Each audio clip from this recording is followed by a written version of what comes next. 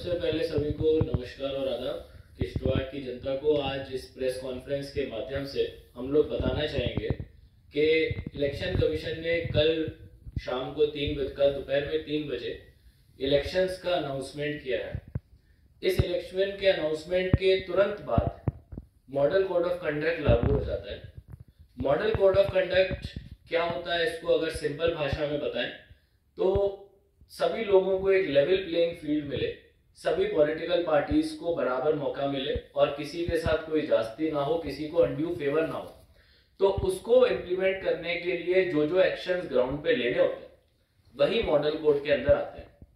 इसमें मैं आपको बताना चाहूंगा कि किश्तवाड़ क्योंकि कठुआ उधमपुर पार्लियामेंट्री कॉन्स्टिट्यूएंसी का पार्ट है, तो फर्स्ट फेज में यानी कि 19 अप्रैल को हमारे यहाँ पे चुनाव होंगे।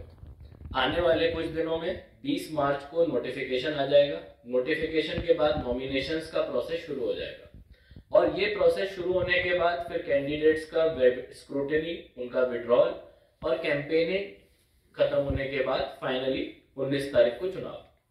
तो ये सारा शेड्यूल कल इलेक्शन कमीशन ऑफ इंडिया ने पूरे देश के सामने रखा है। मॉडल कोड के बारे में मैं आपको खासतौर से बताना चाहूंगा। रिप्रेजेंटेटिव ऑफ पीपल एक्ट 1951 के अंदर कुछ इंपॉर्टेंट सेक्शंस हैं। ये सेक्शंस बात करते हैं कि कोई भी आज की तारीख से होने वाली प्रिंटिंग किसी भी प्रिंटिंग प्रेस में जब होगी तो वहां पे पब्लिशर का और प्रिंटर का नाम प्रिंट होना मैंडेटरी, अनिवार्य है। अगर ऐसा नहीं होता है तो इसको मॉडल कोड का वायलेशन माना जाएगा।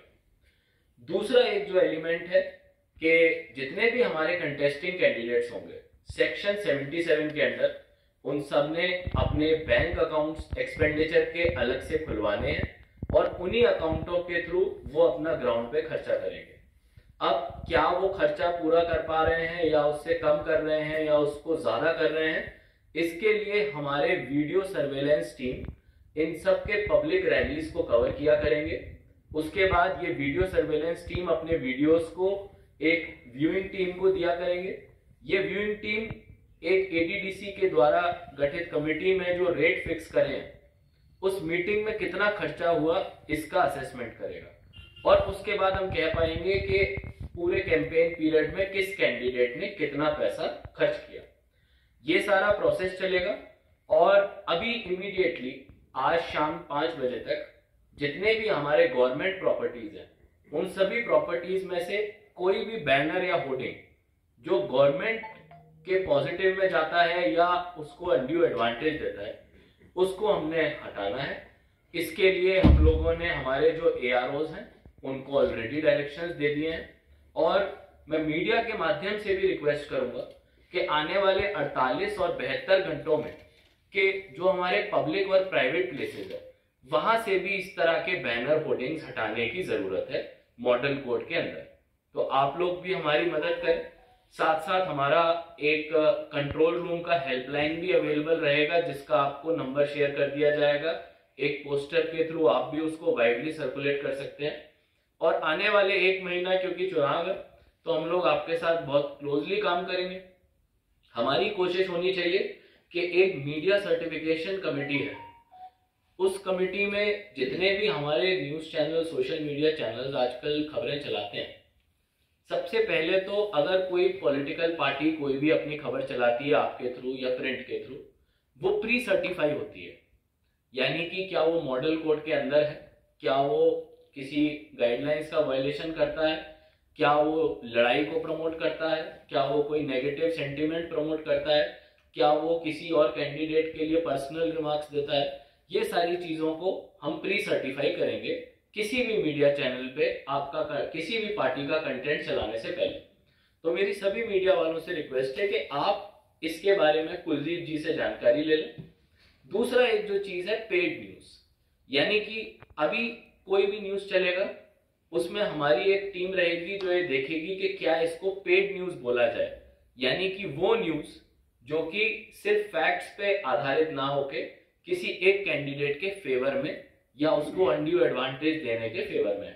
उस केस में वो जो न्यूज चली है उसका जो न्यूज का एक्सपेंडिचर है वो उनके एक्सपेंडिचर अकाउंट में ऐड किया जाएगा क्योंकि उसको पेड न्यूज बोला जाएगा। तो यही हमारी तरफ से मेन पॉइंट्स है। कंट्रोल रूम, मीडिया की एक कमिटी, साथ साथ हमारे 24, 48 और 72 घंटे में होने वाले जो अभी एक्शंस है हम लोग लेने वाले हैं, और इलेक्शन का ओवरऑल स्केड्यूल, ये सब आपकी जानकारी के लिए आज हमने आपके सामने रखा है। जो पोलिंग स्टेशन है 405 है। इन 405 में लगभग 17 नए पोलिंग स्टेशन पिछले साल ऐड करे गए। ये ज्यादातर आपके दूर दराज के इलाके बौंसवा, किश्तवाड़ के और इंदरवाल के हैं और पाडर के हैं। इसके साथ साथ अभी जो हमारे टोटल वोटर है 1,75,000 से ज्यादा हो चुके हैं। अभी जो अक्टूबर, नवंबर, दिसंबर में समरी रिवीजन हुआ है उसमें 7,000 के लगभग नए वोटर्स ऐड किए गए हैं। हमारे पास यंग वोटर्स का भी एक अच्छा तबका 5% से ज्यादा इलेक्टोरल रोल में अब आ चुका है। पर्सन विद डिसेबिलिटी, ये लोग भी 1.9% ऑफ टोटल इलेक्टोरल रोल, यानी कि लगभग 2% ऑफ 1,75,000 अब इस इलेक्टोरल रोल में है। हम लोग अलग अलग जगह पे हर कॉन्स्टिट्युएंसी में एक model women polling station, model person with disability polling station और उसके साथ साथ मॉडल यूथ पोलिंग स्टेशन बनाने जा रहे हैं। ये पोलिंग स्टेशंस को youth, person with disability and women ही चलाएंगे और इससे एक पॉजिटिव मैसेज भी जाएगा। आने वाले दिनों में हम काफी सारे स्वीप एक्टिविटीज भी करेंगे यूथ को मोबिलाइज करने के। ये डेमोक्रेसी का सबसे बड़ा फेस्टिवल है और जैसे कि आपको पता है 7 फेजेज में किश्तवाड़ में पहले फेज में चुनाव हो रहा है, तो हम लोग ज्यादा से ज्यादा तादाद में बाहर हैं। पिछली बार जो हमारा वोटर टर्नआउट था पार्लियामेंट्री में लगभग 60% था। हमारे को पूरी कोशिश है कि आने वाले समय